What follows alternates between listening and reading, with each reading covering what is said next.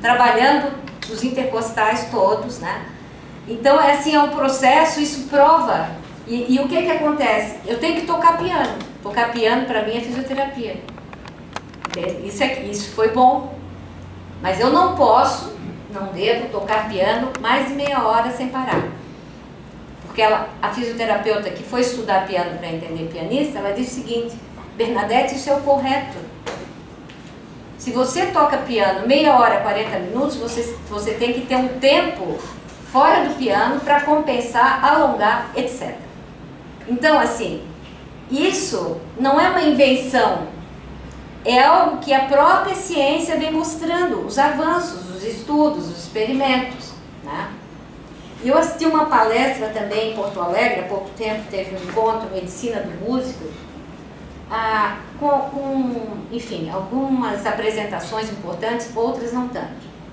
Mas teve um senhor que é fisioterapeuta, que é de um grupo na Alemanha que trabalha fisioterapia no músico, que ele falou que está provado, ele inclusive citou os experimentos, infelizmente eu não tive tempo de falar com ele pessoalmente, mas eu acho que tem algum local que eu possa encontrar isso, que fala justamente a respeito desse tempo de produção, que não é só no piano, porque aí é um trabalho da neurologia, da fisioterapia, juntos, provando que além do que fisiologicamente eu tenho que dar um tempo para o meu corpo se recuperar, porque eu libero várias substâncias que tem que ter o tempo de recuperação, o próprio cérebro precisa disso para produzir bem. Incrível, porque cerebralmente, se eu fizer, está provado que estudos de pouco, o rendimento é muito maior do que aquele que se fazia antigamente, estudar horas a fio, eu estudava, nossa, horas sentada, saía de lá achando que está tudo bem, né? Hoje, de tanto treinar o pouco tempo, porque eu tenho pouco tempo, sou professora universitária, vocês sabem o que é. Então eu tenho 15 minutos, eu tenho 20, eu estudo e aquilo rende. Por quê? Então, não porque a Bernadette consegue, não é isso. Eu sou um ser humano comum, terráqueo muito comum. É que isso realmente funciona. Né? Então, se eu descanso, eu volto para o piano mais motivado, com vontade de continuar, pego o fio e tal. Então, tem várias questões que, quanto mais a gente vai aplicando, vai sentindo isso, né? E eu falo também no sentido de alguns que não são pianistas ou instrumentistas aqui, né? Ou, enfim, são músicos também. Que esse trabalho intelectual que nos absorve tem que ser também. Tá? Se não fuma um cigarrinho, vai tomar um cafezinho. Não, mas aqui tem, flautistas, violinistas, pianistas e compositores. Eu digo para meus alunos, todo mundo. dá um jeito de ouvir o Tom, vai lá ver o Tom e Jerry ou Piglet, né? Eu sei lá, um desenho animado é ótimo, a gente morre de rir, de repente, pô, que loucura, eu tenho que fazer aquilo. Mas chega lá, é outra situação. Então, corpo e mente tem que ter tempo. Até para operacionalizar, não é esse o termo, é para aquilo ser processado. Para ser processado. Tá? E também, eu já falei algumas vezes, eu ouvi uma palestra, não foi palestra, foi um padre na prática da missa de direito, lá da formatura de uma sobrinha. E achei fantástico que ele falou sobre o que era o saber, da obrigação dos advogados defender a justiça. Que o saber, tudo que eles tinham tido num curso tão maravilhoso, o saber vem de sabor. E sabor vem daquilo que tu gostas, o que tem sabor é o que tu gostas, tu te alimentas e tu digeres. Então vem de saber, vem de digestão também. Então nós temos que ter esse tempo, né? Esse tempo para experimentar, né? Para construir. Então por isso que eu chamo a ação pianística de construção, ou uma reconstrução. A gente reconstrói o que está ali escrito, eu vou reconstruir de uma maneira, mas vou construir o meu desempenho. Né? Eu tenho que construir todo aquele trabalho, né, que é orgânico, que é do movimento que eu vou trabalhar aquilo ali. Porque ainda tem regras gerais, né? Como a técnica pianista, o da flautista, enfim, violista, tem todos aqueles métodos de técnica, né? Eles falam técnica. esses livros, eles têm padrões gerais, né, que funcionam, mas que tem sempre que haver uma adaptação a cada um de nós. Né? Porque meu corpo é diferente do Maurici pianista e de outros. Então, existem adaptações.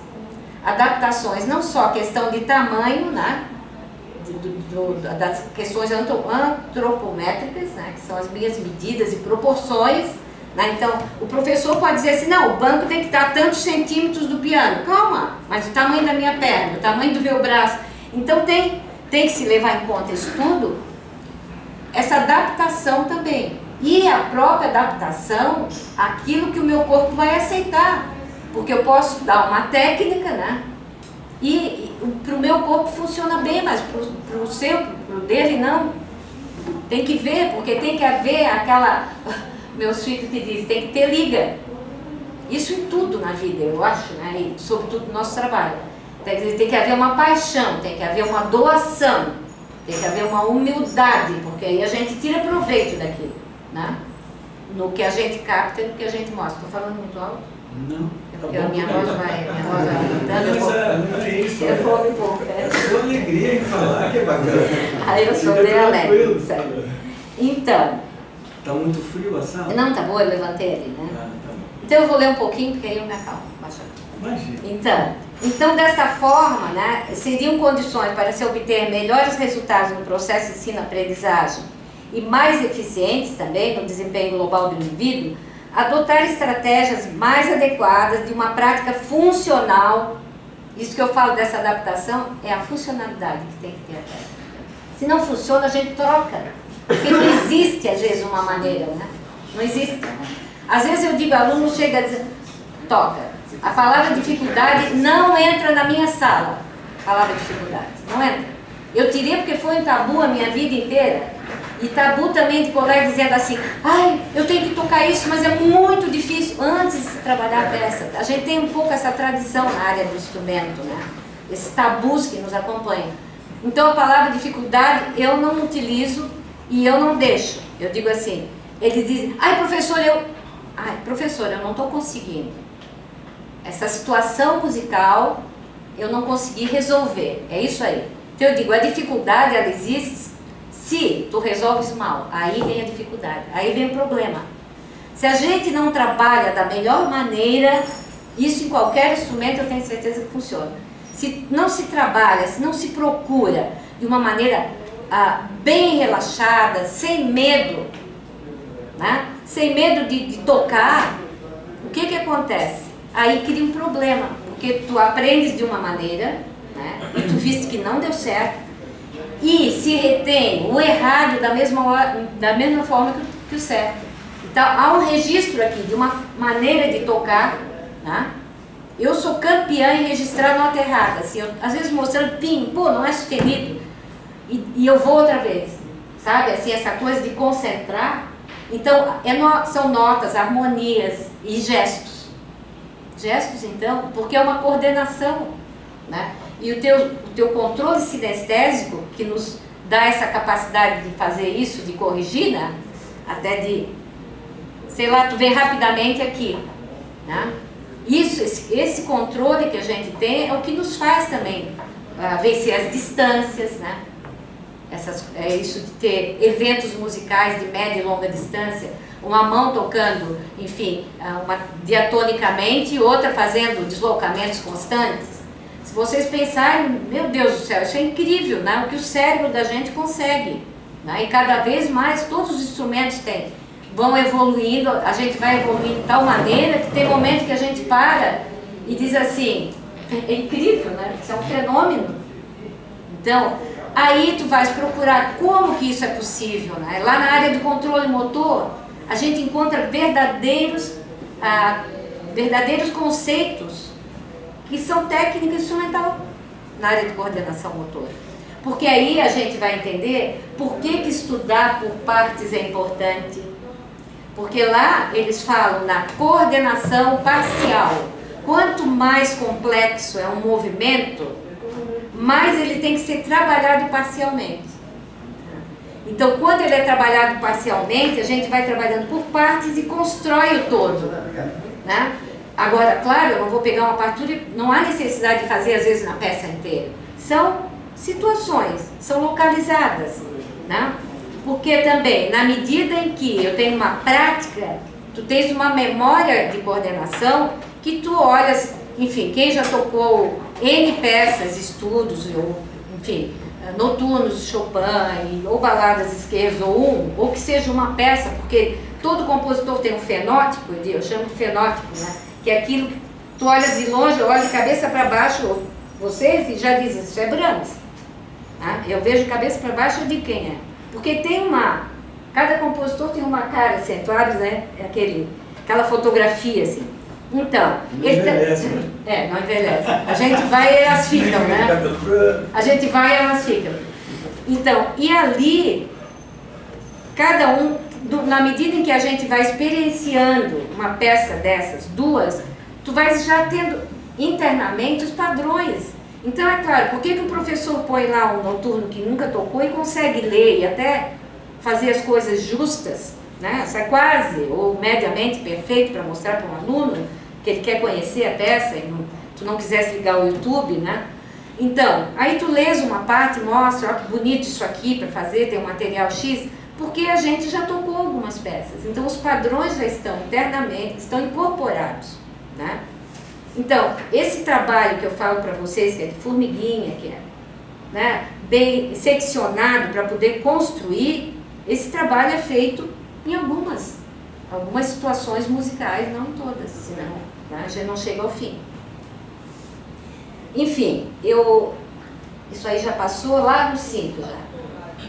O 5, esse é o 5, tá bom. Então, eu também falo, além daqueles pontos que eu falei para vocês, tem que ter uma organização de treinamento, usar técnicas adequadas, ter uma permanente avaliação, que estava no outro. Avaliação o quê? Você tocou, deu certo? Um dia eu me dei conta que, durante a aula, a gente ouve o aluno, em geral, eu tinha esse hábito, porque eu fui criada assim, era uma tradição. O professor ouve, está tudo certo, a gente errou, uma coisinha, né? Mas assim, por que errou? Então eu fui ensinada, mas que assim, né? Ah, você errou ali. Tá bom, mas você errou. Eu faço o seguinte, o aluno toca, às vezes tem situações até complexas e resolveu. Aí eu paro, o que é que você fez? Por que resolveu? Nós vamos também pensar, tem que fazer um feedback do que deu certo. Mesmo que ele tenha aplicado algo que tu já ensinaste anteriormente, eu trago à tona para fixar no aluno, viu? Deu certo, então nós vamos continuar usando, porque você se deu bem com isso, né? Ou por que não deu certo? Aí não deu, então por que não deu? Toca outra vez. Então a gente aí vai procurar outra maneira, mais orgânica, né? Mas retirar todo e qualquer entrave que tem. Porque eu digo sempre, tá? Tudo foi feito por alguém que nasceu aqui no mesmo planeta que eu. Então tudo que foi feito é possível de ser tocado. Tudo, tudo. Claro que algumas estruturas, elas são mais complexas, mais densas, mas não tem problema. Nós temos capacidade de resolver, todos nós. Agora, tem aqueles, né, aqueles senhores, senhoras que tocam só piano, então estão lá, são, né, os pianistas de destaque no mundo, tudo bem, eles fazem só isso desde criança, tudo bem. Mas nós fazemos um pouco disso, um pouco de outra coisa, mas nós temos condições de fazer, nós, professores e os alunos têm condições de chegar lá. Então, se nós assim, racionalizarmos melhor toda essa questão do nível, dos padrões existentes, né? E do que o corpo é capaz, né, de fazer. Então, a técnica passa por isso. A técnica é o fato. Eu tenho técnica no momento que eu tenho consciência das minhas possibilidades motoras. Se eu não conheço isso, eu vou estar sempre amedrontada. Sempre para trás, na retranca, digo. A gente nunca está lá, tá? O instrumento de qualquer um de nós, ele tem que ser algo muito bom de se conviver, né? Eu digo, a gente faz às vezes um exercício, eu digo, tem que pegar o piano, sentir, né? Fazer gestos que até na hora de tocar, ele acontece às vezes uma vez em uma hora que tu toques, mas tu tens que experimentar, porque eles não são do cotidiano, né? Tipo, toda a minha flexibilização tem que sentir, porque isso aqui eu não vou usar, mas eu tenho que sentir que eu sou capaz de fazer gestos, né? De ir lá, de sentir o teclado, isso aqui eu não posso ter medo disso, né? Do meu material que eu vou usar. Então, eu sou o ser pensante. Esse aqui só vai funcionar mecanicamente. Então, ele depende de mim, não sou eu dele. Eu tenho que trabalhar pensando que eu tenho que arranjar condições para isso, né? E ter consciência disso, tá? Então, ali tem algumas das condições, né? Ter em perspectiva sempre essa conexão entre os fatores físico-mecânicos e a técnica. Sempre. Então, planejar os movimentos em função, porque assim, ó, quando se vê um movimento que tu vai utilizar, às vezes pode se tentar um ou dois experimentar. Então, a técnica, ela tem, mesmo que a técnica de dedos, técnica de punho que se vai fazer, ela é funcional sim, se eu estiver controlando auditivamente. Então, aí seria o controle sinestésico com S, não com C, né? O C vem, vocês sabem, é de kinese e movimento. O S seriam os sentidos.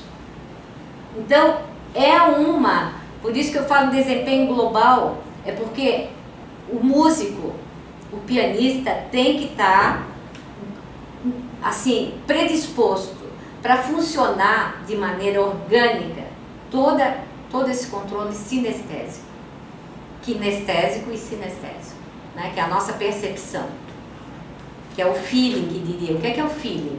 O feeling, na verdade, seria todo esse conjunto, né, disponível para ter uma boa produção. Né? Para valer a pena, eu digo investimento, né? Porque é um investimento, é tempo e dinheiro, né? Eu digo, todo tempo é um investimento que eu estou fazendo. Tá? Então, passa adiante, vamos ver o que tem, porque eu já saí. Bom, eu não vou... Posso falar um pouquinho dessas definições, né? Eu acho assim, vocês já sabem, mas eu vou ter que falar um pouquinho. As questões estruturais, então, são elementos da construção musical que determinam a execução instrumental. Elas vão determinar. Que englobam aspectos musicais que correspondem ao design. Ao design é o conjunto de articulações, né? Ao caráter e à sonoridade inerentes ao contexto estrutural de cada obra. Então, assim, eu tenho visto alguns recitais, ou visto, que eu acho um verbo bem completo, né? Ouvir e ver, que tu ouves 2, 3 peças e diz assim, mas escuta, está acontecendo alguma coisa.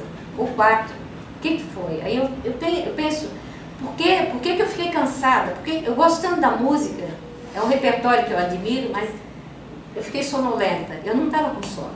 Tem várias coisas que acontecem, né? E aí eu me dou conta que o pianista tocou tudo igual, tudo do mesmo jeito. Não houve uma mudança, não houve uma exploração, porque não é tu dizer assim, tudo é diferente. Não, existem padrões comuns, mas não foi experimentado o repertório acusticamente. Eu falo para o meu aluno, espera aí, vamos lá. Tens que te ouvir, tem que experimentar acusticamente. Mesmo a própria técnica. Se a gente tem 2, 3 maneiras de fazer, tem que experimentar acusticamente. Fisiológica e acusticamente. Então, tu vê, os sentidos têm que estar sempre. É um complexo muito bom e importante. E o incrível é que a gente tem isso tudo disponível.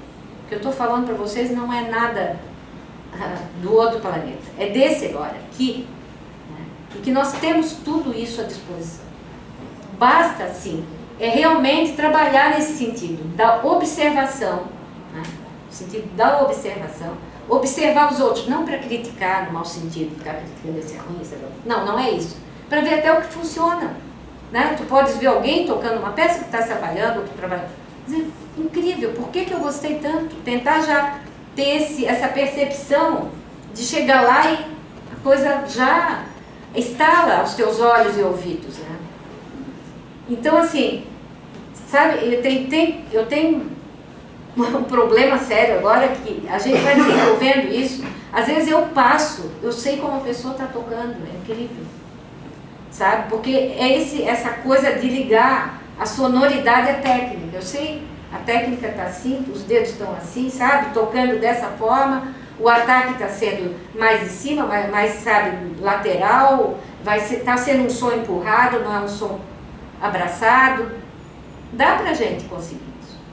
Desenvolver essa percepção, né? Que eu acho que o instrumentista faz parte do nosso métier. Faz parte do nosso métier. Eu costumo lembrar também sobre o cirurgião, por exemplo, né? Eu fiz uma cirurgia não tem muito tempo, me tiraram a minha tireoide, e aí depois o médico me mostrou uma fotografia da tireoide lá, disso aqui, para dizer o que ele fez. Gente, eu digo, meu Deus, coragem desse homem abrir isso aqui, tem tanta coisa, tanta, sabe? Que coisa incrível o cirurgião. Agora vocês imaginem que ele faz N cirurgias dessa parte aqui, que cada pessoa é diferente, tem um tipo de musculatura, de gordura, sabe? O padrão é o mesmo, mas ele tem que ter, né, para saber onde cortar, onde costurar. É incrível, gente, se formos pensar, né, que eles fazem N cirurgias iguais, mas nunca são iguais, né? Então nós pegamos N partituras e peças que não são iguais, mas que têm combinações equivalentes, têm padrões, né? Além do que, é claro, nunca é igual quando nós tocamos um dia após outro, porque a gente está à mercê do nosso corpo. É por isso, não é?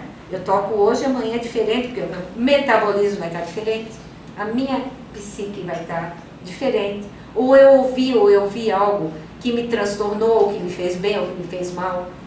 A vida de cada um, ela continua. Por isso que nunca é absolutamente nada igual.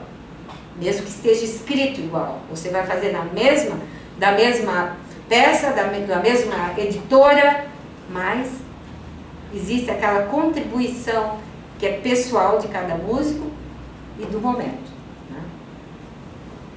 Então, enfim, você já deve ter lido ali, né? São os... Quanto tempo eu já estou falando? Que não tem problema. Tá bom, nós estamos aqui para isso, né? Então, nós vamos... Então, eu vou lá no 7. Então, a ação pianística, né? O que a gente pensa? Eu digo que é um ato de construção. Não, os compositores não se ofendam, tá? Ou de reconstrução, mas é construção do seu desempenho. Então, o que tem os meios e os materiais, né? Os meios é a minha mecânica, o meu corpo, os materiais é tudo que eu tenho já ali na própria composição, né? A escrita musical, para mim, é um material, como é um material que onde foi utilizado baquetas e outros, né, instrumentos que são utilizados. Eu colocaria criação, ele não ficaria muito triste como compositor, ficaria muito feliz. Na construção, criação. Barra criação, ou criação, caso o senhor me permite, o sentido da criação. É verdade. Mas você está falando de criar meios e fins para construir a ação. Isso, verdade. Então, ó, tudo vai em cadeia, né? Adequação objetiva de movimentos. Que isso tem relação com os aspectos todos físico-mecânicos. Porque não é só, o nosso corpo não é uma coisinha, tem vários fatores que entram, né? Que são chamados fatores de desempenho. Que é a força, é fadiga, coordenação, são fatores que entram. Então, são os movimentos corporais e o meu desempenho físico-motor. Os elementos de construção musical, tudo que já foi falado, os conteúdos estruturais, todos eles, sonoridades, todo interligado. O tempo, espaço, fluência. Isso tudo faz parte do todo. Né? Eu não posso sentar, pegar a partitura, toco, é nota. Não é nota. Nota não é. Então tem aluno que vem e toca nota, eu digo, Anjo, eu não estou aqui para isso. A nota é o mínimo. Ritmo, nota, é o mínimo que se faz. É o que está além disso. Além do crescendo, além do diminuindo, enfim, do diminuindo, né? Além dos esforçatos. O que faz esse esforçato ser mais ou menos? Então pensar a música mesmo. Adiante um pouquinho, vamos ver o que eu passei ali. Um outro esquema, enfim, eu adoro fazer esquema, porque eu vejo tudo que eu escrevi tem um esqueminha, né? o que vai dar? Desenvolvimento das capacidades perceptivas e de observação que vai conduzir a ação pianística, que é um processo de reflexão apurado da relação da técnica com o percurso do movimento com o design. Então, a valorização disso tudo, e são os fatores também que entram no jogo, tá?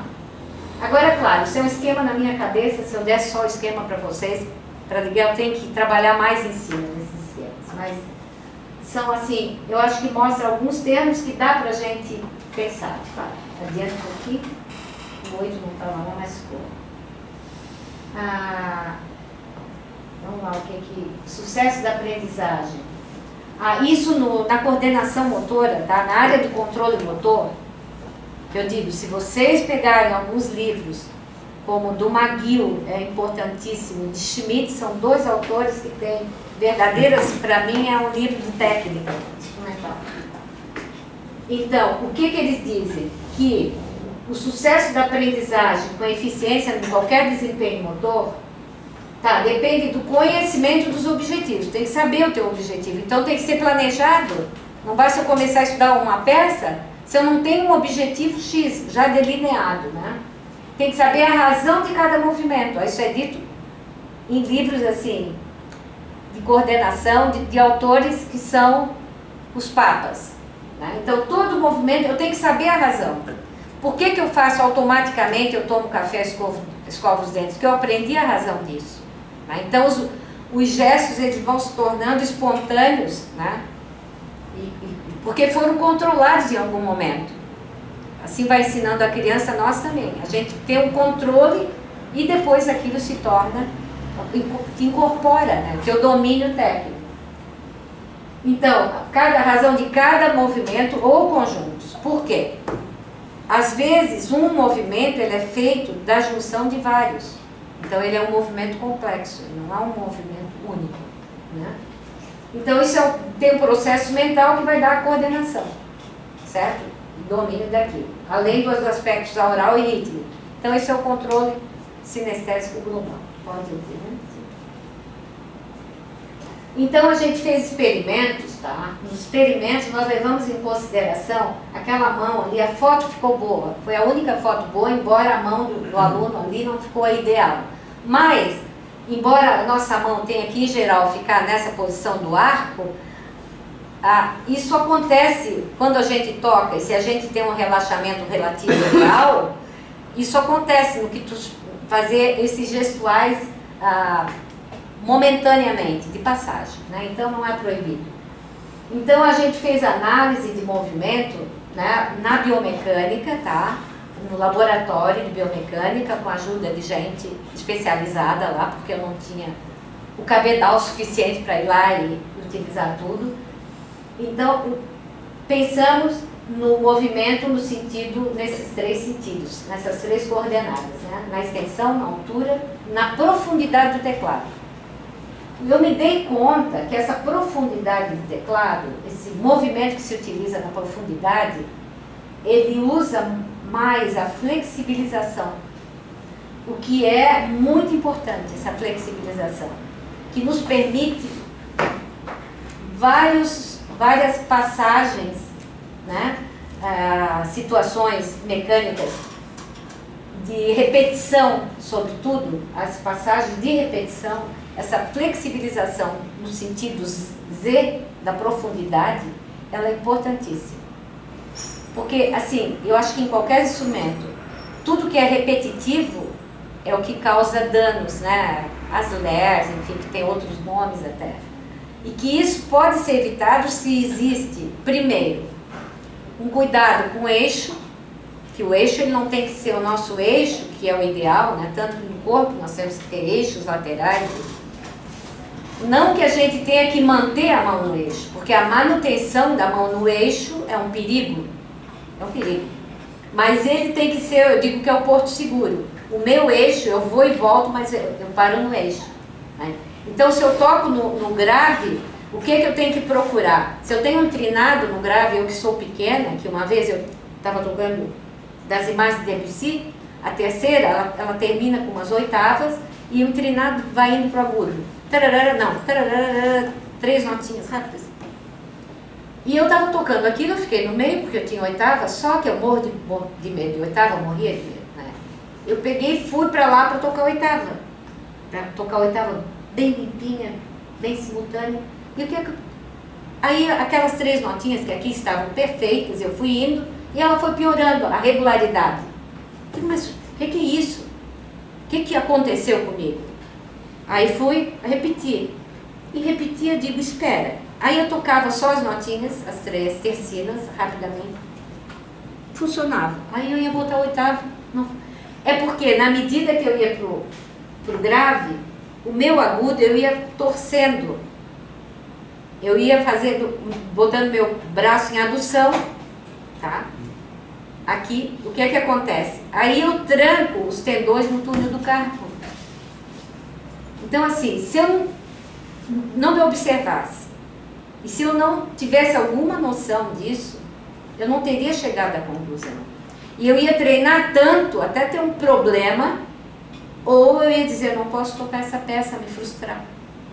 E eu me dei conta que a oitava era pianíssimo lá, uma de vez em quando, podia tocar assim, e eu comecei, fui junto com a minha mão, fui junto com... Você levou o eixo do corpo. Levei. Porque essa foi a solução que você encontrou. Foi. Você desloca o centro de massa para dar mais... Isso. Então, agora, isso é a Bernadette, que a Bernadette tem 1,48 m.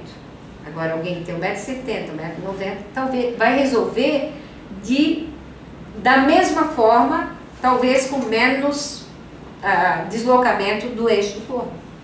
Agora, para estudar, é muito complicado estudar lento, meia hora, aquela passagem, para resolver assim também, porque vai complicar a coluna. Então, eu vou trabalhar aqui no centro, por causa da minha coluna, e depois, claro, vou tocar um pouco, já sabendo o que fazer com o corpo. Também tem isso, esse cuidado, né, nós temos que ter, para não...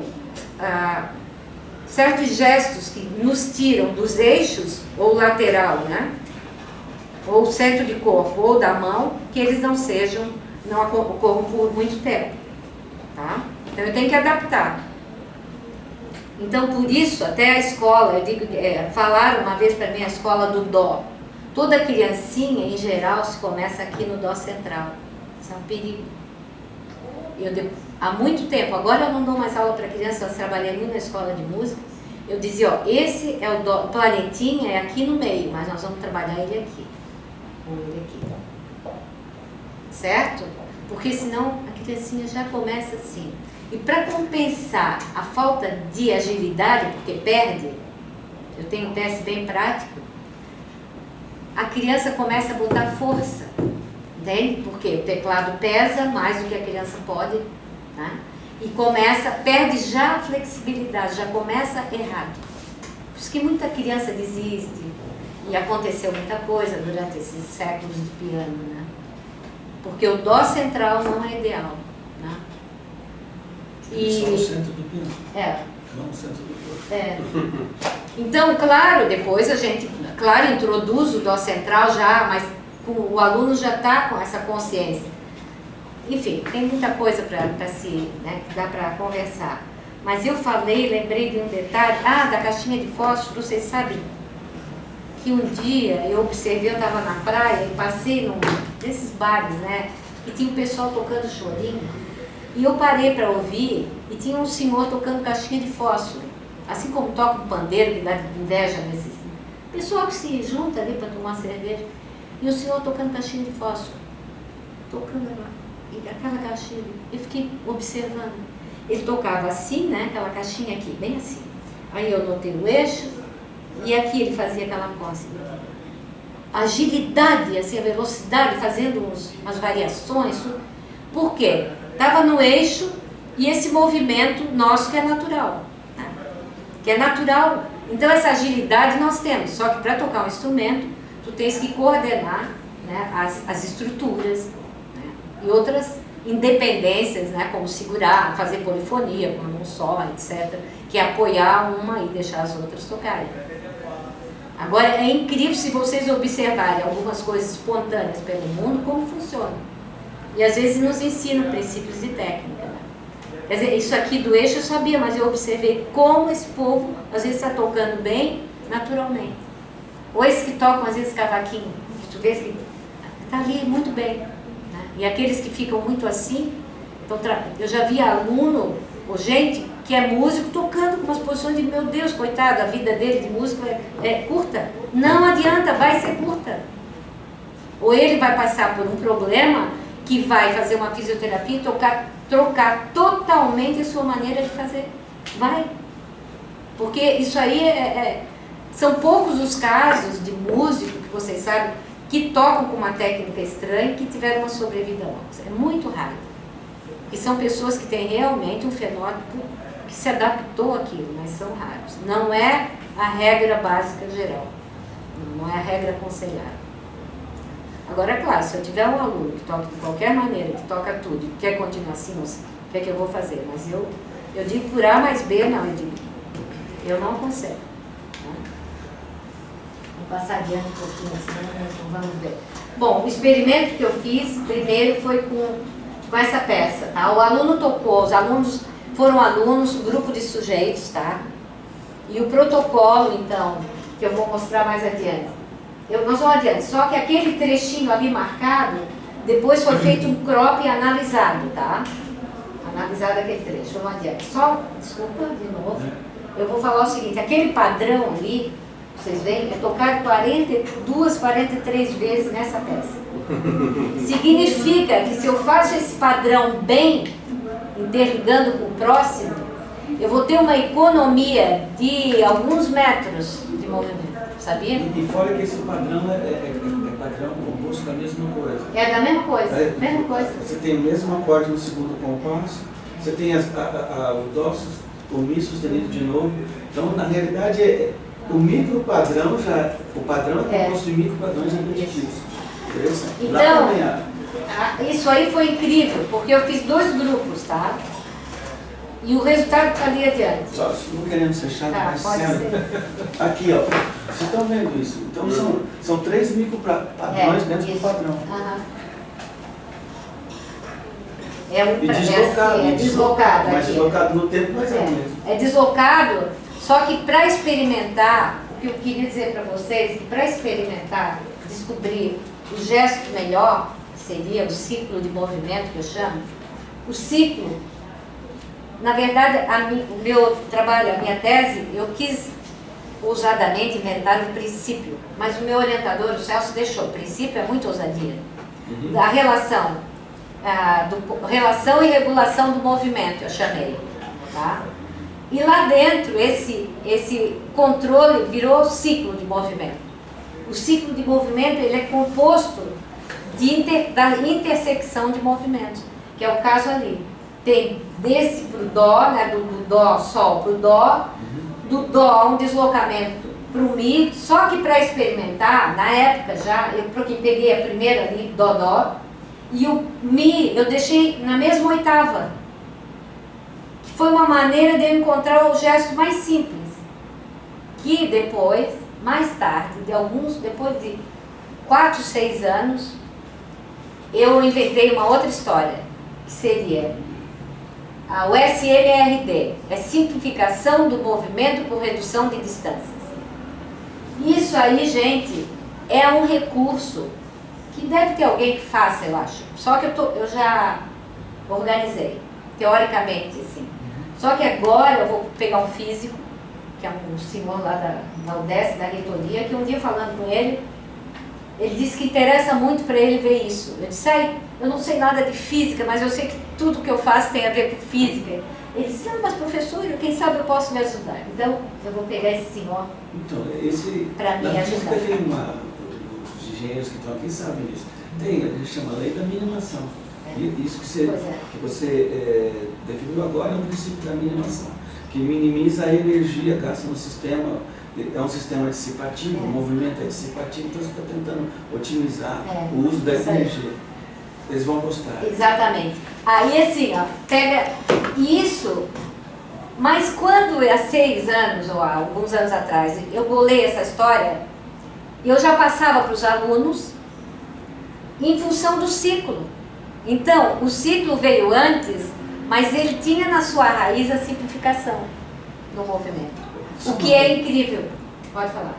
Quando você faz o teste, pensando no dedilhado e na anatomia dos diferentes alunos, como que você trabalha para chegar nesse... Porque você vai trabalhar o dedilhado com cada aluno. Como que é? Porque é tão interessante. Porque esse é um padrão simples. O dedilhado de aluno para aluno, ele muda um pouco, mas não muito. Então, é só com relação a mão grande, mão pequena, mais situações de acordes, de passagens, enfim. Não, mas a minha pergunta é em relação a este padrão. Não, o dedilhado é o mesmo. Não, então, funciona mesmo. Vai funcionar o mesmo, independente. Funciona. Então, porque aí o fator dedilhado você tá neutralizando com esse padrão.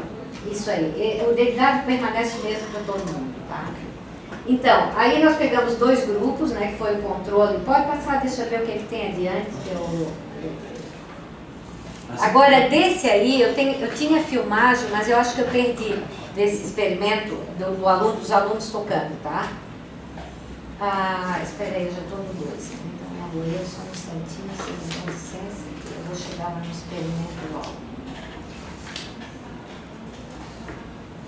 Esse aí é o 12, mas no sábado, 16, tá, não, pode deixar.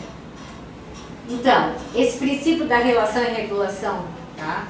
Que não é um recurso técnico e estratégico de organização espacial do movimento. Isso foi quando eu formulei na época, né? Para ser utilizado. Então, os pressupostos de base. A ação pianística é essencialmente dinâmica. Isso aí eu não tenho que... Todo mundo sabe. É básico. Os movimentos treinados, automatizados e tornados conscientes são transferíveis para situações equivalentes. Padrões devem ser bem organizados. Por quê? Se ele é mal organizado, eu vou ter que ter todo um outro processo cerebral ou para guardar aquilo ou para aprender outro. Né? Sabe? Os movimentos são propulsionados em deslocamentos constantes na extensão do teclado. Isso alguns, Ortmann é bem antiguinho, mas ele já dizia isso. Era um professor que, na verdade, é pianista. Ele escreveu um livro muito importante. Pena que toda a parte sobre fisiologia e cinesiologia que ele tem, algumas coisas já são bastante ultrapassadas da época que ele escreveu. Mas é um senhor muito importante. Então, são pessoas que pensaram já a técnica de uma maneira mais orgânica. Fink também, Seymour Fink, que é um americano professor. Ele tem um livro muito importante, só que ele trata movimentos fundamentais. Os fundamentais são os movimentos discretos na área de coordenação motora. Eu, na minha tese, usei a terminologia dele, porque eu não utilizei bibliografia da coordenação. Utilizei da cinesiologia, da ergonomia, alguns outros. E alguém me chamou a atenção no congresso, e eu mudei, claro. Agora eu já li, já me informei. A questão é que a gente não consegue ter toda a informação do mundo possível. Né?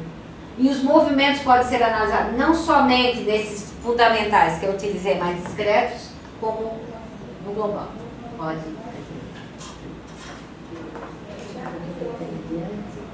É sobre o impulso, tá? Que o impulso, para mim, é importantíssimo, tá? O binário impulso-movimento pode ser um dos componentes básicos do processo da construção da análise da ação pianística. Se eu considerar o impulso, porque é dele que depende, se eu tenho uma explicação dele, tá? Como ato de impelir, o impulso ele impele o movimento, e o fenômeno mecânico básico que determina a força. Então, se eu tenho um som aqui que eu vou impulsionar a partir dele, né? Quanto mais força, mais forte, quanto mais rápido. Aliás, eu posso impulsionar piano com muita força. Então, tem todo um jogo aí com a questão da força, né? E velocidade. Velocidade de ataque. Fique à vontade. Tem esse compromisso, por favor. Obrigado. Tchau. Até mais, Maurício. Obrigada. Obrigado. Até. Mas estou no horário. Isso. Tá. Então, vai adiante um pouquinho. Que isso fez parte. O ciclo de movimento, então. Isso é muito importante, que ele é um conjunto de eventos que se sucedem seguindo uma determinada ordem, óbvio, né? Isso eu disse para minha orientadora uma vez no mestrado, assim, mas o negócio é escrever legal o óbvio, né? Ele é concebido ao nível do percurso do gesto, a partir do aproveitamento do impulso inicial e do controle sobre os impulsos intermediários. Se eu tenho uma sequência de eventos, e é sempre uma sequência de eventos, se eu toco, sei lá, um arpejo, é uma sequência, cada evento na vertical. Então, essa sequência, eu tenho que pensar como eu vou crescer, eu vou aumentar o meu peso.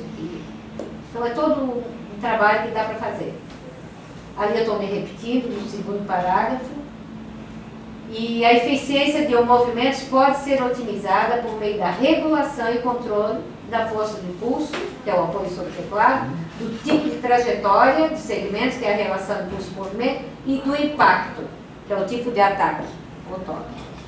Tá? Então, o toque ele vai determinar também a questão da sonoridade. Então, o staccato que eu faço, ele é mais rápido, mais lento, com mais força, menos força. Pode ser de dedo, de punho e de braço. Então, o trabalho, nós temos uma variabilidade aqui de condições de trabalhar. Dedo, né? Seria dedo. Então, eu tenho velocidades que eu posso trabalhar o dedo. Velocidade lento, se eu tenho, né? Eu posso trabalhar lento, rápido. São maneiras de ter controle. O rápido, lento, muda. Dá para trabalhar o som aqui. Tá? O punho é a mesma coisa, só punho. Né? O punho é a coisa mais prática. Né? Eu aprendi batendo porta. Quando eu era criança, muita casa não tinha campainha. A gente batia nas portas. E ninguém batia na porta assim. Ó. Todo mundo batia, né? Chegava pum, pum, pum, né? Tem musiquinha, tudo infantil. Então, é um gesto, gente, super orgânico. Né? E aí, o que eu tenho que fazer para deslocar o meu punho? Se eu toco, tem aquela sonata de Beethoven, nunca sei, ó. Depois que eu peguei a tireoide, eu fiquei desafinada. É verdade? Eles cortam as cordas vocais, gente. Eu era afinadíssima, você não canto. está aqui contando toda a sua experiência, isso é maravilhoso, não se preocupe então, com essas coisas. O que acontece? O punho, quem desloca é o braço. E para o punho eu preciso de eixo, senão estou ralada. Tá? E precisa também, se tu tens punho no mesmo lugar, tu és obrigado a flexibilizar. Porque se tu parares, tem um tempo, eu já tentei ficar parada, eu consigo bastante, porque eu consigo deixar a mão firme e relaxar o restante. Isso também é uma condição que, olha, é todo um trabalho cerebral, de conseguir extensão aqui, porque isso é tenso, e soltar totalmente aqui, essas tensões relativas, né? Tensão e extensão. Então o que me leva é o corpo, é o braço. Tá? Mas o gesto é esse de bater na porta. Então, eu posso trabalhar o meu punho, fazer isso aqui, para ter uma sobra, para trabalhar os antagonistas. Eu tenho que trabalhar. Agora, mais do que nunca, eu estou convencida que eu tenho que trabalhar os antagonistas. Então, a articulação também, ela tem que ser trabalhada no sentido de desenvolver um controle. Tipo de articulação com a mesma altura. Né? Mesma altura de articulação, porque o quinto, quarto dedo, esse dedo aqui, anatomicamente, ele vem aqui em cima. Mas o quarto não vem. Então, eu tenho que desenvolver a minha cuidade e a minha técnica de maneira que ele tenha uma articulação razoável e esse venha mais. Aí eu descobri que o quinto dedo tem que vir com ele. Né? Porque ele não vem, aí eu vou fazer como o Schumann que se arrombou, né? Ele prendia o quinto para levantar o quarto. Mas ele também antecipou para mim que tinha alguma coisa do quinto com o quarto. Que é o seguinte, eu tenho que levantar o quinto, para trabalhar o quarto. Só que a minha unha está assim. Só que esse quinto eu não posso nunca levantar mais do que ele, senão eu fico com aquele dedinho da elegância, né? Chá inglês. Tem que cuidar, porque senão é um desgaste muito grande tocar piano segurando o quinto dedo. Tem gente que faz isso e pensa que funciona, mas não vai funcionar daqui a pouco. Né? Então são detalhes que tem que ter justamente a observação. Eu quis instituir lá na UDESC uma coisa importante que eu fiz, eu acho que eu dei a minha contribuição, muitos anos atrás, alguns anos depois do meu doutorado, a gente fez uma reforma curricular e eu botei 2 disciplinas que estão no currículo, que é bases anatômicas do movimento, né, e da fisiológicas, anátomo-fisiológicas, eu coloquei. Eu não dou. Bernadette vai dar, eu digo não, eu quero um professor lá do Cefig, Porque se eu falar, eles não vão ouvir, eles ouvem tudo. E assim, nós pegamos alunos de doutorado ou professores mais difíceis, mas gente muito boa. O atual professor adora trabalhar com pianista. Ele está achando o máximo, e os alunos estão adorando. Então ele já tem uma noção de algumas coisas, sabe, bem interessantes, né? Sobre essa questão fisiológica. Então, para os ciclos de movimento, pode passar adiante, eu uso, ó, então o X é na extensão, isso vocês já viram, tá? Vamos para lá. Eu já falei, pode ir adiante. Então, assim, ó, uma peça ou um pedacinho que vocês querem trabalhar pode ser analisado em níveis, ó. Em níveis, o primeiro seria evento por evento, a junção de dois eventos, e depois eu juntei toda essa parte num só ciclo. E como esse ponteio também, ele tem esse padrão do começo ao fim, é uma página, 2 páginas, é o mesmo padrão. Então, o que, claro que, meu Deus do céu, se for tocar outras peças que tem N padrões, mas a gente considerando que muitas peças têm padrões, assim, que se repetem não só na mesma altura ou como em outras, que é o caso também dessa, não, essa é o mesmo. É uma economia incrível se eu fizer isso com muita parcimônia, cuidar do meu corpo, fazer com domínio, com facilidade, facilitar para mim isso aí, né? Porque ele se repete. E esse ponteio só é possível tocar se eu tocar bem esse padrão. De cara, assim, de início, no primeiro, tá? Porque esse apoio ali, ele vem tum, tum, tum, tum, tum. Eu não posso fazer assim, né? Na vertical, pá, pá, pá. Eu tenho que fazer ti, ti, ti, ti, ti, tem que voltar. Eu tenho que flexibilizar. Ou começar mais de cima ou mais de baixo. E pensar que eu tenho que voltar. Tá? E no final dessa peça, desse ponteio, ele tem esse padrão tocando em oitavas e deslocando no oitavo. Ele faz pim, pom, pom, pom, pom, né? Então, se não tiver bem feito e bem, com um movimento parabólico, que é outra questão importante, tem que explorar o movimento parabólico. A técnica pianística, infelizmente, explica um pouquinho pra gente, eu não sei o que é parabólico. O parabólico seria esse movimento natural que a gente tem, que tudo é em arco. Então, se eu junto, se eu vou, por exemplo, tem passagem que eu posso ir assim, nesse arco, e voltar. Isto, né? Fazer. Por quê? Esse movimento retilíneo, ele é possível. Inclusive, eu tive há pouco em Porto Alegre, eu estava conversando com a minha professora, ela sabe, Bernadette, ela está com 87 anos, imagina se eu tenho mais 60, mas ela toca muito bem, tocou muito bem, acho que ainda toca, mas ela, vamos conversar, vem aqui pra gente discutir, aí falando, disse, dona Dice, eu descobri uma coisa sobre o movimento, né, essa redução de distâncias, eu falei, conversando com ela, assim, que maravilha, mas mostra, eu digo, não, eu quero falar com a senhora um pouquinho, tal, pode ser, eu mostro. Ela assim, distância, Bernadette, é assim, tu tens que treinar a distância. Aí eu digo para ela, eu pensei, né, o que é que eu digo para os meus alunos? A distância, tu tens que treinar no andamento.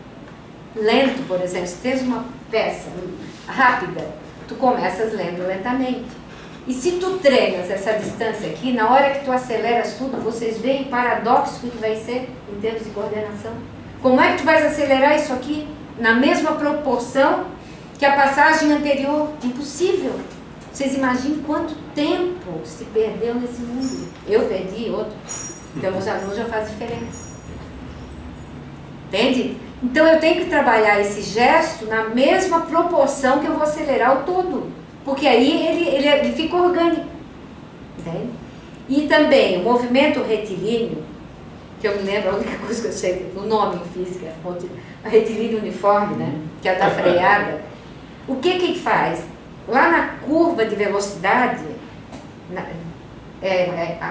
o elétrico ali da curva, que normalmente quando eu faço esse movimento, a curva ela fica assim. E a curva faz isso, né? Se for ver o gráfico, a curva ela dá picos. Por quê? É como se um carro fosse de freio. Isso, em termos assim de coordenação, é complicadíssimo, né? Então, pode ser que em alguns momentos eu utilize isso, né? Pode, eu posso utilizar. Isso não é proibido, mas ele não pode ser uma constante no teu trabalho instrumental. Não pode. Porque tem que ser harmonioso o movimento, senão ele me causa tensões maiores. Tá? Então, aí ela me falou isso, eu lembrei, foi assim, mas desde que me ensinaram isso, eu dizia, não é assim. Eu dizia, não é assim, não é possível. Porque aquilo era um sacrifício. E teve uma vez que eu vi um colega meu cego tocar uma peça, a Rapsódia de Brahms, Opus 79, a primeira Rapsódia de Brahms. Eu queria trabalhar aquela peça, mas alguém me disse assim, ela é dificílima. Pronto, aquilo me bloqueou. E ela é uma peça com distâncias, assim vai, pam, pararam, pam, pam, pam, e vai lá embaixo, pega e faz aquela. E eu digo, meu Deus, nunca vou poder tocar. Eu tenho mão pequena, ela tem muitas oitavas, acordes e tal, nunca. Eu era frustrada com algumas peças assim, porque diziam, isso é difícil, alguém diz, pra ti. E eu vi um colega meu cego tocar aquela peça. Gente, eu disse, mas agora eu vou tocar. Ele cego, tocou, não é possível, eu não posso ser... Não, gente, ele acertava, mas o movimento, ele acertava sentindo o teclado. O tato, gente. Incrível. Até hoje ele é um excelente pianista, Angelim Louro. E o Angelim tocou aquela peça, ele foi uma luz na minha vida. Porque ele era um colega muito querido, porque ele trabalhava tudo em Braille, ele vinha as partituras na Alemanha, imagina, na década de 70. Da Alemanha, e ele me pedia para ir na casa dele, para ele tocar, e eu tinha que conferir se ele estava fazendo tudo com a edição Urtex, sabe? Então eu tinha assim algumas sessões que eu ia lá, mas eu não ficava olhando o Angelim, eu tinha que ficar ouvindo, porque ele ia tocar, ele tinha que tocar bem, eu tinha que dizer que ele estava fazendo tudo que estava bem, todas as articulações, né? Então isso também foi uma bênção, de ler e rápido e ver, e tinha que enxergar tudo para ajudar o Angelim. Mas enfim, essa questão dessa peça, eu toquei. Quando eu fui estudar, como eu enxergava, eu digo, tem outra maneira de tocar, porque eu tentei fazer aquilo e eu passava, porque a gente tem a capacidade de correção, né, sabiam? O controle sinestésico é o que nos faz ir pegar alguma coisa e corrigir. Tu vais uma direção e mudas. Então, eu vi que aquilo também não dava certo. Tinha que corrigir muito, ou passa adiante, ou chega antes na nota, tem muito deslocamento. Então foi quando eu comecei a ver um pouco essa coisa do movimento parabólico. Porque é o natural. Então o exemplo que eu uso com meus alunos, assim, eles entendem. Eu digo, escuta, como é que tu abraças alguém? Né? Tu abraças assim, tu não chegas assim para abraçar alguém. Só robô, né? Não é? A gente o movimento é sempre assim, né? Então eu digo, se tu chegas no aeroporto, depois de ficar 2, 3 anos fora, e vai a tua família inteira, e tu chegas e queres abraçar todo mundo, aí é maior ainda, não é? Queres abraçar pai, mãe, namorada, sei lá quem, amigo, amiga, todo mundo junto, não é? Então, isso tudo é muito natural. Não é uma invenção, está aqui, a gente tem que utilizar para se sentir bem, né? Acho que ontem vocês viram um exemplo bem bom de que o movimento todo gestual que a Vânia faz, né? Como tudo fica orgânico com a música, mesmo quando toca ou fora do piano. Então a gente tem que ser, eu digo para o pessoal, aqui todo mundo é menino de circo, não é? Porque a gente faz coisas gestuais que é um verdadeiro malabarismo. Mas a gente, para esse malabarismo sair bem certinho e dar certo e fazer eu me sentir bem, ele tem que ser baseado em algumas leis, né, que seja da física, que seja da coordenação, tem que ter. Né? Então essa coisa da redução do movimento é tão incrível que a gente eu trabalho uma distância perto e depois eu desloco assim, a mesma facilidade, né? A gente trabalha aqui, eu trabalho normalmente assim, tem uma oitava, eu saio de um acorde e vou para uma oitava, eu trabalho do acorde para a mesma nota. Às vezes essa nota está no acorde, eu crio uma referência. Tem que criar uma referência. E aí a gente trabalha essa referência. E aí tu deslocas essa referência para qualquer lugar do piano. Tá? Uma oitava, duas, três, quatro. É incrível. Né? É incrível, mas não sou eu que faço, qualquer um pode fazer. Tá? Com essa coisa de criar uma referência perto. Reduzir, facilitar e acreditar. Né? Então tu cria essa referência. Pega aqui. Aqui eu tenho Dó, Mi, Sol. Eu vou para o Sol, que é lá, 3 oitavas, 2 abaixo, né? Então eu faço assim, Dó, Mi, Sol. Ah, espera, Sol. Tá aqui, Sol. Faz o gesto, algumas vezes, né? Só para te acostumar, Sol. Porque esse movimento, que às vezes parece muito grande, ele vai sendo diluído conforme a velocidade aumenta, claro. É aquilo que tu faz com a bolinha aqui, né? Ou, bum, bum, bum, bum, bum, bum, né? Enfim. Jogar a bolinha de ping-pong, ela faz o maior, depois diminui, enfim, vocês têm N exemplos, né? Mesmo lateralmente, né? Aí tem aluno que diz, ai professora, mas não é demais? Eu digo não, porque vai te obrigar a estudar lentamente, sentir toda essa possibilidade que a gente tem, na medida que vai acelerando, isso vai neutralizando, né? Vamos ver se tem algum exemplo aqui, né? Eu estou sem exemplo. Então, as setas são usadas assim, às vezes a extensão de cada linha representa deslocamento, orientação ascendente ou descendente. Né? Côncavo ou convexo, isso aí é um movimento. Ele vai por baixo, né? Vai mais nesse sentido, volta por cima. Ou vai... Você está falando disso, disso. Né? Você tem toda essa área para você. Isso. Horário, anti-horário, Qual Esse aqui, não, eu faço isso no X. Agora... É porque tem o X, X dos dedos, X do punho, isso, X isso. dos dedos. Aí tá. Aí depende da técnica que tu vais usar. Né? Sempre deve ser um movimento flexível. Sempre. Movimento flexível. O que eu vou... o que eu digo é que normalmente a gente vai assim. Esse movimento de bailarina é fantástico. Claro que se eu tenho algo objetivamente, eu já estou saindo daqui para lá, conforme o tempo. Né? O tempo. Agora, normalmente a minha mão vai para lá, sim. Mas, por exemplo, aquele exemplo que você deu da peça do Debussy, você teve, responde a pergunta do Gabriel, você teve que juntar o eixo do corpo e deslocar, por causa da anatomia do seu corpo. Porque naqueles ciclos que você estabeleceu, às vezes um movimento ele segue um ciclo e o outro tem outro ciclo. Agora sim, o que foi que eu fiz o experimento? Nós não medimos dedo. Tá? Porque eu não queria ver a técnica, eu queria ver o deslocamento, como é que funcionava. Sim, a trajetória. Tá? Então nós botamos as marcas aqui nessa metacarpa falangiana, né? Aqui, no médio, dedo médio. Teve um aqui no punho e aqui também, uma articulação aqui. Então aqui, ele mediu, na verdade... Não mede isso aqui, Não mediu tudo, porque se eu tinha um aqui, outro aqui, foram reconhecidos os pontos aqui, ele mediu a vantagem ou desvantagem, ele mediu com a flexibilização de cada um. Né?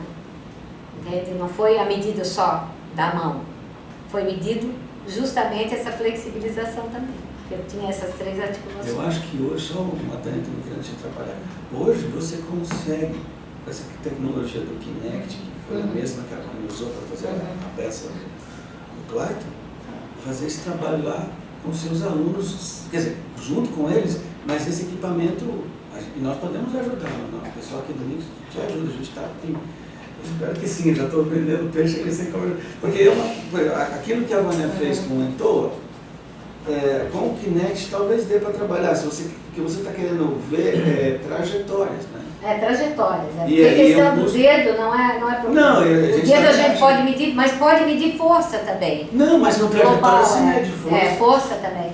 Mas assim, no global, porque dedo não é o problema do músico. Eu vejo que o problema maior, existe um controle, essa coisa, eu digo, a gente trabalha a igualdade para tocar na desigualdade, e vice-versa. Não é? A gente trabalha igualdade de dedo, tu não toca tudo igual, só se tiver.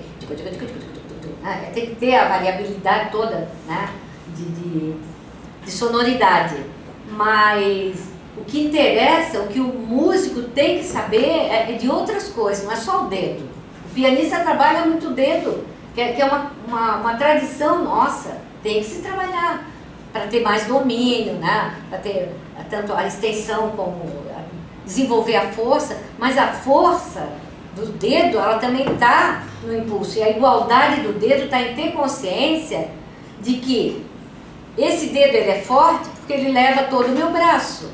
Então, para tocar esses dois, que ele é mais frágil, mas é ter consciência de que esse músculo aqui é muita coisa, tá? De que o polegar que tem tudo isso, ele tem que ser leve como uma fadinha também, e ele tem que ser trabalhado para ter leveza. Então, são detalhes com relação à mão. Mas a agilidade nós temos também.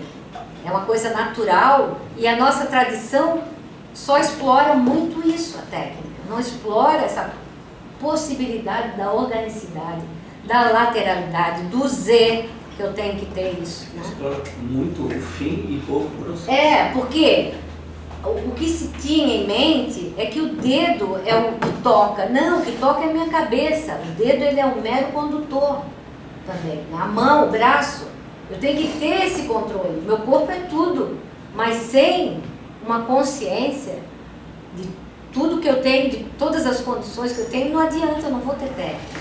Ou eu vou ter uma técnica um pouco mais, um tanto quanto frágil. Porque ela tem que... O que esse pessoal que chega a um nível, né, de desempenho grande, de alguma maneira eles trilharam caminhos que levaram a uma consciência corporal, porque não é possível. Eu tenho um CD que eu comprei recentemente, que eu não lembro o nome dos dois pianistas, é um duo de piano, um deles até bem conhecido, mas eu não vou ler, eu sou péssimo para nome, eu escuto tanto aquele CD maravilhoso, é feito num laboratório, numa sala maravilhosa, eles experimentaram 10 pianos, e é tão bom que são 2 CDs e vieram 4, 2 de cada um com tipo de mixagem. Eu tenho que escrever para aquele cara que fez todo esse trabalho, porque é maravilhoso. E os pianistas eles tocam tão bem, tão orgânico, aqueles 2 pianos, musicalmente, gente, é um fenômeno, que de ouvir, eu estou vendo eles 2 tocarem. Eles têm todo esse trabalho. São russos.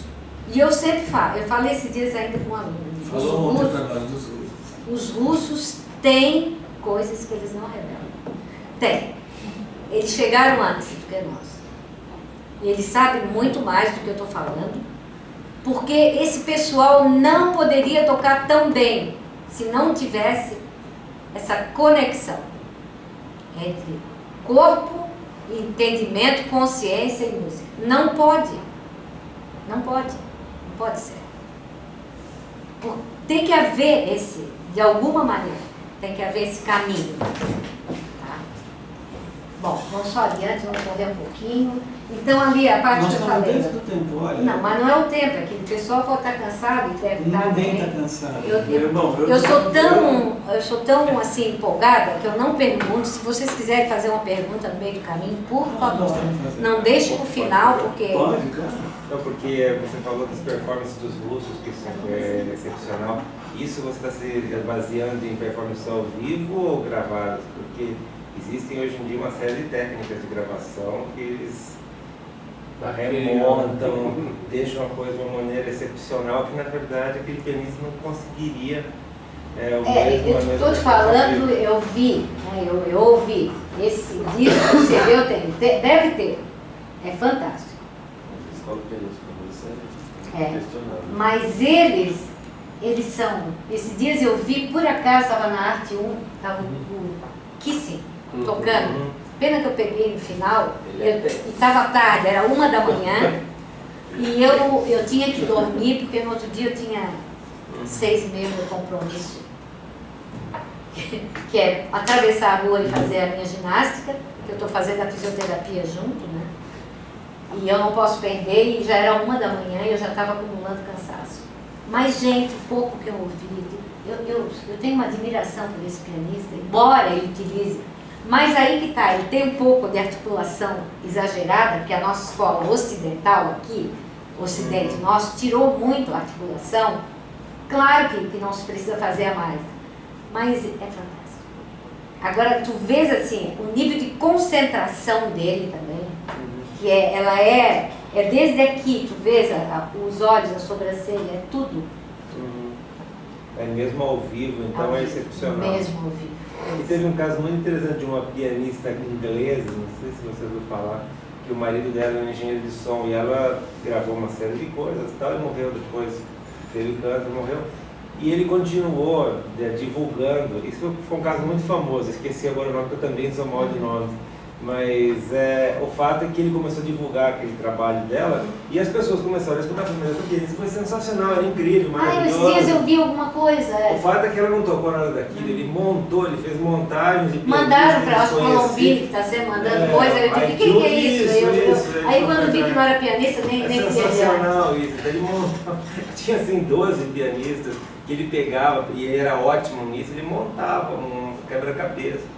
E aquilo funcionava, e convenceu críticos importantes do piano. Mas eu acho isso, são fatores importantes para a gente voltar a valorizar a música ao vivo. Sim, claro.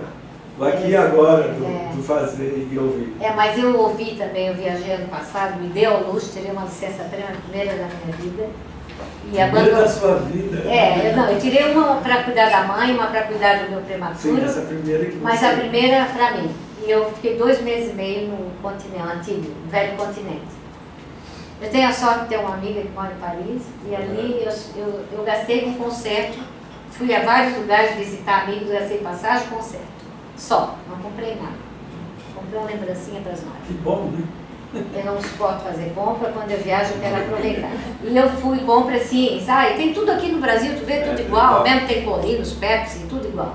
Bruno Kiefer que dizia, a Coca está no mundo todo para incomodar. A gente olha para o céu e vê Coca-Cola. Eu não me esqueço que ele mostrava lá em Porto Alegre, tinha um balão da Coca, e dizia, vê só porcaria. Você não pode olhar para o céu que tem Coca-Cola. Enfim. E eu aproveitei então para assistir concertos, sabe? E eu assisti um russo tocando um concerto de Shostakovich, fantástico, um guri que eu nem conhecia. Vi o Polini também. O Polini já está com uma certa idade. Incrível, não, ele não está velho, mas ele parece um velho. Né? Porque provavelmente ele não cuida do corpo, eu acho. Assim, é uma técnica antiga do Polini, que eu vi. Ele tocou Chopin, eu fiquei o tempo todo tensa, porque eu via que era um Chopin muito tenso, os deslocamentos dele são retos, né? E aí, mas para surpresa, ele tocou todo o caderno de Debussy, depois dos prelúdios, e foi deslumbrante. Gente, não dava para entender. O cara que tocou Chopin, porque ele deve ter estudado Chopin, com 15, e o Debussy veio depois com mais compreensão da técnica. Não é possível. Era outro pianista. Outro pianista. Sonoridade. Ou o próprio Debussy, claro, é outra coisa, ele se rendeu a uma técnica mais orgânica. Fantástico. O povo, a sala cheia, sempre tudo lá é cheio, né? Isso aqui dá inveja. Mas assim, o povo, os franceses aplaudiram aquilo veementemente, mesmo que sejam melomanos ou músicos, mas realmente foi deslumbrante. Agora, o Chopin dele, não.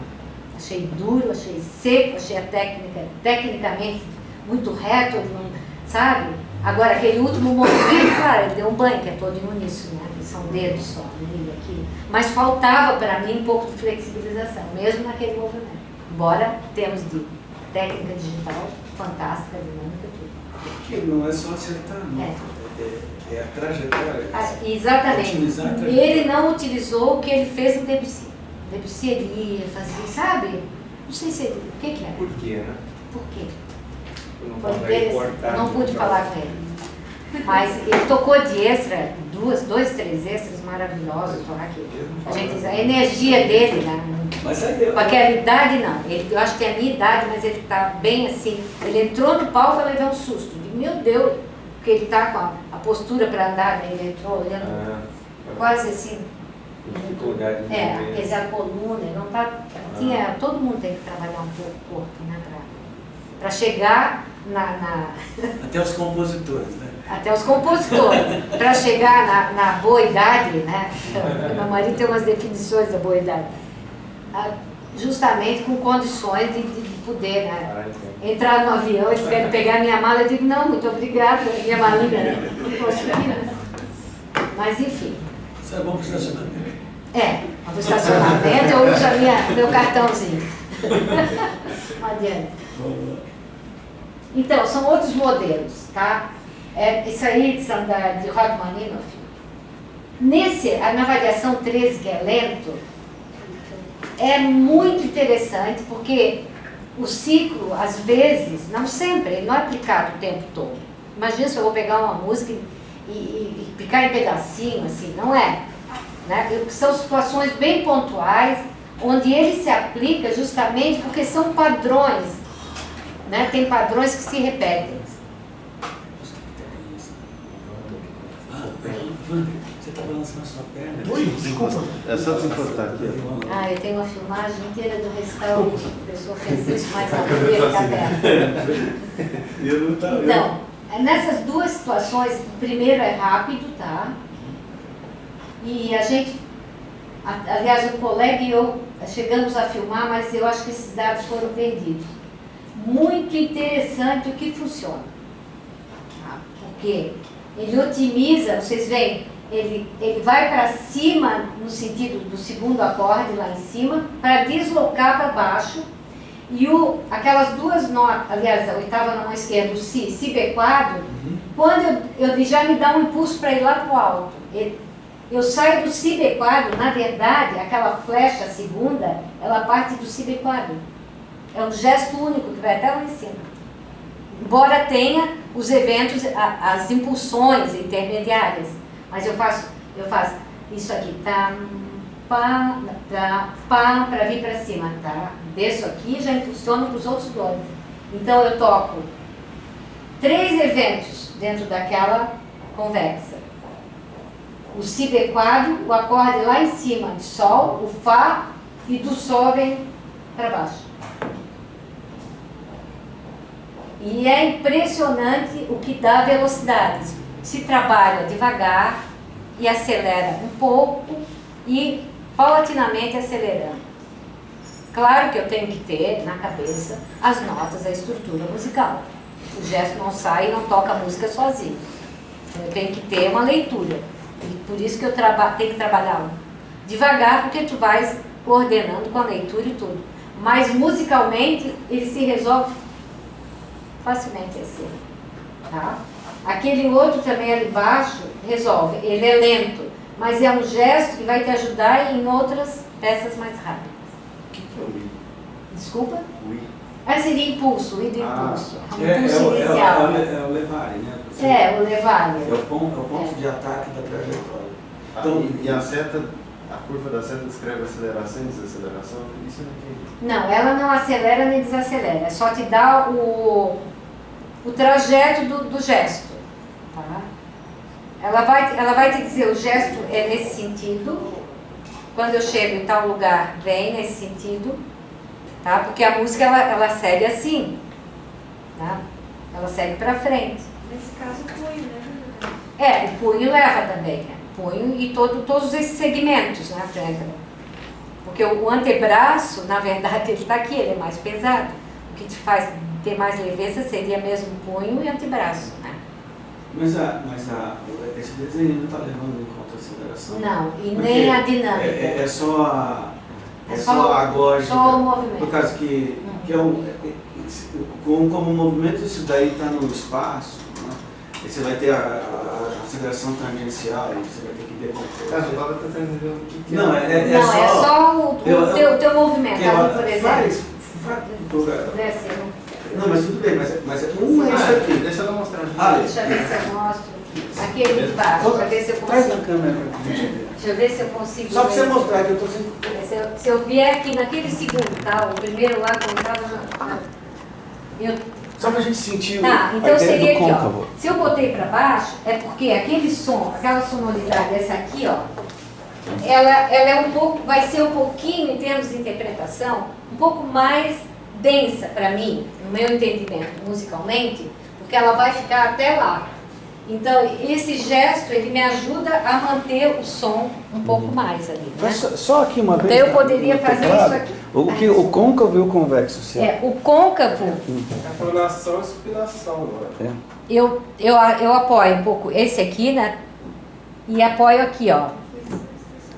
E eu tiro essas outras notinhas, o ornamento daqui, ó. Entende, ó? Então é deslocamento do pulso. O punho que te ajuda um pouco mais. Mas não é um deslocamento dele. Ele, pra mim, ele funciona naturalmente. Ele conduz, não é que é só ele, é que parte. É parte dele. Ele leva Punho, ele te ajuda a impulsionar também. Tá? Ele ajuda a impulsionar, a dar um impulso pra frente. Tá? Então eu faço esse gesto aqui e eu vou assim, ou se eu faço o contrário, se for daqui pra cá, ele vai assim. E daqui ele vem nesse sentido. Se eu faço o contrário, ele vem por cima. Então, depende da situação. E às vezes, e no andamento, a gente tem que... Você fechou? Fechei. Ah, tá. A gente deve experimentar. Experimentar. Não tem nada definitivo. Não tem definitivo. Agora que o gesto, o movimento parabólico, ele é uma bênção, Acho. Ele e a flexibilização do movimento como um todo. Essa afluência que a gente tem de gesto tem que ser usada. Vocês chegaram a fazer algum tipo de trabalho parecido com música pós-Debussy? A música pós-Debussy... Então eu digo assim, algo que a estética da música seja justamente quebrar essa fluência. Messiaen, por exemplo.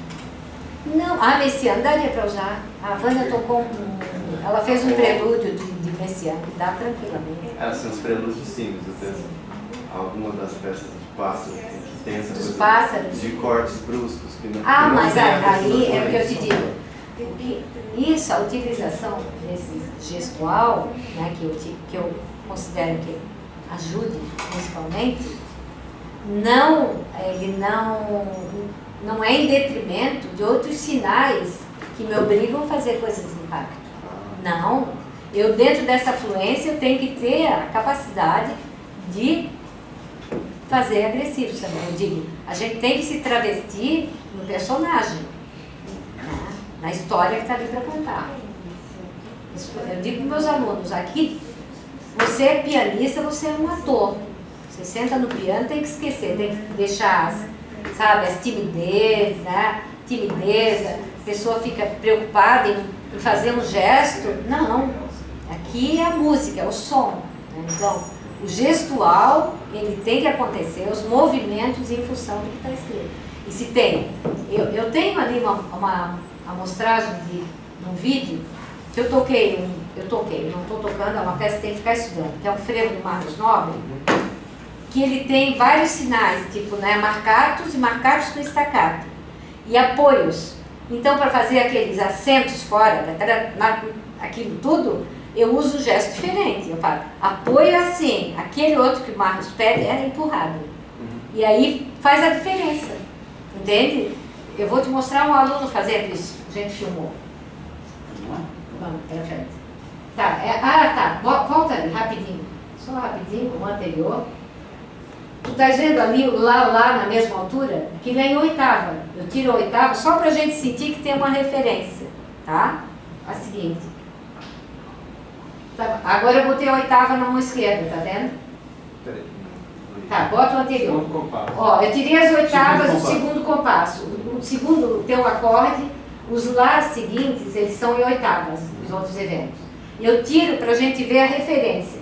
Eu posso fazer primeiro mão separada. Por exemplo, na mão esquerda, eu vejo a referência ao Lá. Né? Então eu vejo bem essa referência e depois eu boto a oitava ali. Fica fácil, fica uma brincadeira. Não é assim, tem oitava para tocar, não. Depois o Lá, eu posso fazer a mão direita. Agora no seguinte eu boto a oitava da mão esquerda. Depois a oitava da mão direita e assim vai. Tá? E Lá seria ele todo. Ele fica para baixo, volta de cima atrás. Fica isso aqui o tempo todo. Infelizmente, na nossa experiência, isso vocês têm que fazer, coisa que eu não fiz. Filmem tudo. Porque, gente, eu tive uma aluna que eu dei esse estudo e eu saí da UDESC por alguma razão, ou foi a licença-prêmio para cuidar da mãe, ou foi o mestrado, eu não sei. Eu fui uma licença-prêmio para cuidar da mãe. 3 meses. Eu voltei E eu disse, e daí, como é que está o estudo? Ela disse, Bernadette, está assim, ela tocou para mim. Eu não consegui acelerar desse andamento. Anda, tá, titum, papi. E ela tocou. Eu sei por quê. Porque tu não estás usando o gestual que eu te falei, o movimento que eu te mostrei. Eu perdi a partitura, ela disse. Estudou tudo reto. Não sai daquele andamento. Não sai, cara. Aí eu disse, tá, tu queres trabalhar isso, tocar? Quero. Então tá. Aí eu, não sei se eu já tinha isso aí, que eu usei na minha tese. Eu fiz só para mostrar um modelo, como modelo. Eu dei esse papel para ela e disse, é assim que tu vai estudar, tá? Devagar, até o andamento X eu fui 1 semana, 2, 3, não deu um mês, essa mulher tocou isso tão rápido. Ela se assustou, ela disse, Bernadette, eu não acredito, mas a gente não filmou, não fez nada.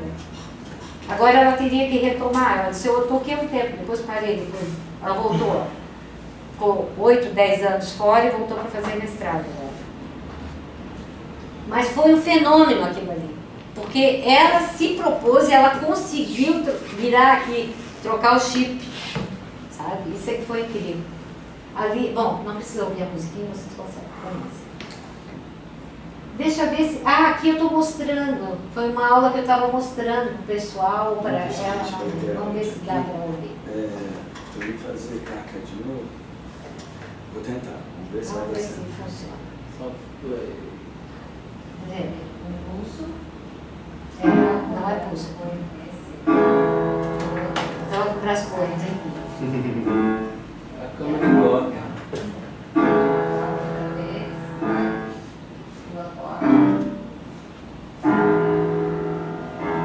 Piano desafinado. E o seguinte sai desse mesmo gesto. Sai do gesto anterior. Musicalmente está terrível, né? Desafinar tudo igual. Você está explicando. Isso. Eu ouço o polegar. Eu estava reduzindo antes, vocês viram? Apoio, polegar e sai. O outro é esse mesmo. Posição, oitava. Já tinha referência, vocês viram? Eu vou, fica bem tranquila a distância.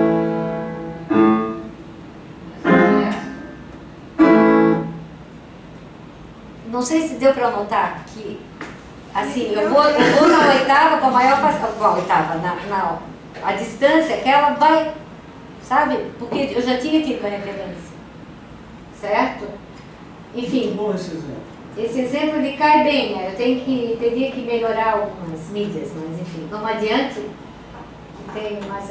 Bom, o experimento, eu tinha sujeitos, etc., do grupo controle, a gente estudou, usou a cinemetria, tá? E tiveram as etapas, claro, todo um protocolo, né? Os alunos que eu treinei, eles tinham algum tempo para consciência corporal, a gente faz alguns exercícios, né? E depois eles trabalhavam, eu dei aula, a gente tinha 40 minutos de treinamento semanal, tá? Eles tinham que trabalhar 10 minutos, é um pedaço da partitura, não era muito. A gente sempre dá uma parte maior, mesmo que vá fazer um crop, né, um corte, porque eles têm que trabalhar a fluência um pouco, né? Senão fica aquela coisa, já chega assim cortada. E tiveram 8 sessões de treinamento, depois a gente fez o experimento, vamos lá adiante. Foi com aquele... esse foi o segundo experimento. Um ensaio com essa parte aqui, do Chopin, e o outro, mostra ali, que foi dessa outra parte, que foi mais interessante, vou dizer por quê. Vocês viram que eu faço o apoio na nota que tem o marcato, tá? E ele sai, apoia aqui e sai pro staccato. Então o staccato sai como uma consequência, mesmo na oitava. Então isso aí foi trabalhado também perto, certo? Que era dó, dó. Certo? E depois deslocado. A gente tocava o dó, o acorde aqui. Ficou só isso. Tá? E claro que vocês podem ver que esse prelúdio é rápido. E na rapidez eu não posso ficar fazendo assim. Por isso que eu digo que dilui o gesto. O gesto ele vai ficando bem pouco. A força, o ponto de aplicação da força está no marcato e depois você deixa o corpo solto para fazer o staccato. Então você não... Uma mola, quase. É uma mola, é um oscilador harmônico. Porque é o seguinte, ó, se eu faço... Normalmente, quando tu vês alguém tocando ou estudando, principalmente estudando, muitas vezes toca certo, mas estuda errado. Então, estuda aquilo meses e meses, aí de repente, sabe, de memória, vai soltando e acaba encontrando o caminho certo. Mas o processo para chegar ali foi doloroso, levou muito mais tempo do que ele toca certo. Ele podia ter começado a estudar daquela maneira. Como é que as pessoas estudam isso? Com certeza, absoluta, 99,9%. Eles estudam assim, pam, pam, pam, certo? Ou vão reto e tocam. Cada um com impulso, tu entende? Então isso maximiza o tempo e não minimiza o trabalho, né? Enquanto que se eu faço pelo menos um apoio onde tem um som, e a outra fiz isso, não fiz isso. Pronto. Ponto, como diz o meu filho. De cara diminui, já partiu ao meio. Já diminui 40% da tua energia, né? Se eu toco dessa forma. Então, quer dizer, se eu tenho um apoio aqui, tiro lá. Ó. Isso aqui é a coisa mais normal que tem fazer, né? Como é que tu nadas? E vai. E assim tem várias outras coisas que se pode expressar. Quando você for falar dos italianos que vieram para o Brasil, como tu nadas? Eu não nado muito, mas eu acho que eu faço nadinho lá na piscininha. Tem vários gestos que nos ajudam, né? Tá, isso aí eu não vou explicar todos os protocolos, vocês sabem como é que é, enfim, mais ou menos, tem que ter um protocolo bem determinado, a gente tem que seguir para poder ter argumento, para depois desenvolver, né, a descrição dos resultados, né? Os alunos que a gente não treinou, aconselhou que eles podiam pegar orientação com o professor como quisessem, né? Porque o nosso era baseado realmente na utilização do ciclo. Vamos lá ver algum, acho que tem um resultado. Ali seriam os dois outra vez, mais adiante pode ir, só para lembrar. Mais adiante eu tenho, então seria lá, ó, com, por que eu botei? Embaixo é com redução, e lá sem redução, tudo bem.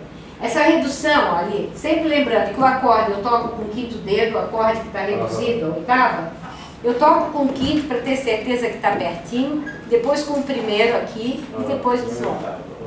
Aí às vezes eu até desloco 2 oitavas, que dá até para acelerar bastante.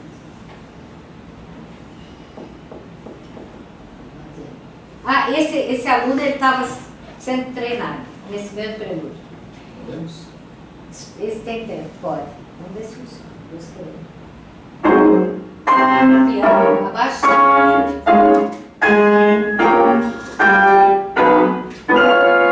Depois vai ter pedal. Mas a ideia é sentir isso mais assim, ó.